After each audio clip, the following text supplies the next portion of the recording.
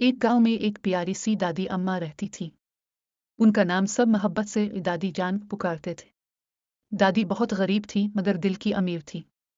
वो अक्सर बच्चों को कहानियां सुनाती और सबकी मदद करती। एक दिन दादी लकड़ियां चुनने के लिए जंगल गई।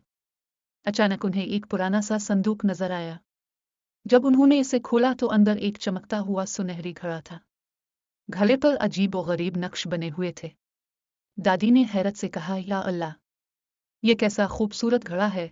जब वो घड़ा घर ले आए तो उन्हें ख्याल आया कि क्यों न इसमें एक सिक्का डालकर देखूं। जैसे ही उन्होंने एक सिक्का घड़े में डाला, थोड़ी देर बाद इसमें से 2 सिक्के निकल आए। दादी हैरान रह गई, अरे, ये तो जादू का घड़ा है। इसमें जो चीज डालो वो दागिनी हो जाती है। दादी ने खुश होकर थोड़ा आटा डाला, वो भी दुगना हो गया। चावल डाले, वो भी दुगने हो गए। मगर दादी लालची नहीं थी। उन्होंने सोचा, अगर मैं इस घड़े को सिर्फ अपने लिए इस्तेमाल करूं तो यह गलत होगा। बेहतर है मैं इससे गांव वालों की मदद करूं। अगले दिन से दादी ने गरीबों के लिए खाना बनाना शुरू कर दिया। जो भी जरूरतमंद आता, दादी इसकी मदद करती।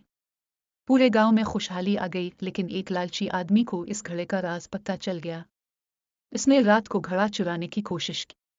जैसे ही इसने घड़े में अपना हाथ डाला, घड़ा चमका और अचानक इसके लालच को दुगना करके उसे सबक सिखा दिया।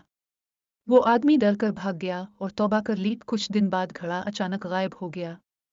सिर्फ एक पर्ची रह गई जिस पर लिखा था, ये घड़ा सिर्फ उसके पास रहता है जो दिल का साफ और नेक हो। दादी मुस्कुरा दे, क्योंकि अब उन्हें समझ आ गया था कि असल जादू घड़े में नहीं बल्कि नेक नीति और बांटने में है।